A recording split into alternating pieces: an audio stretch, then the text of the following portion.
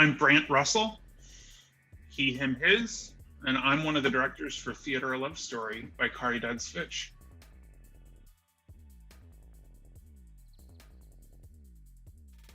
When I was on stage in the, junior high production of, I think it was Oliver was my first one, it didn't really matter what I was like off stage. It just mattered that I was saying the lines and doing the song and walking where I was supposed to walk.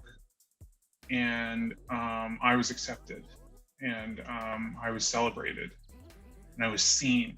I think that there's a reason that people who struggle with reality find acceptance in the theater, and it's not just because it's the theater is an escape.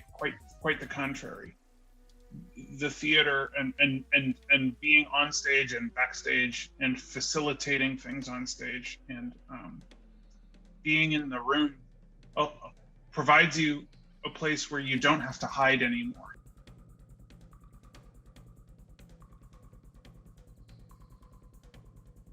My work with Andrew has been some of the, has been like one of the richest collaborative relationships of my career. And so if he says, hey, would you like to do this thing with us? I would have to be, it would take a lot for me to say no. And so, to be honest, the first thing that made me want to do it is that they asked. The second thing is that I didn't know what the final product would look like. And so if I'm ever in a position where I don't know what the final version of something is going to look like, that's going to be a project that I'm interested in pursuing.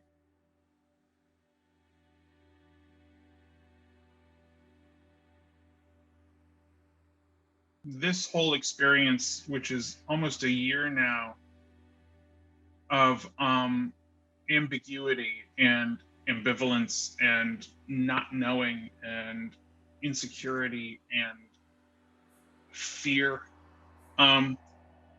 has created in us as artists and audiences a greater tolerance for ambiguity as a whole. I would love for it to be the case that our artists and audiences are comfortable with experiences that create feelings and thoughts in us that aren't easily identifiable but are still felt profoundly.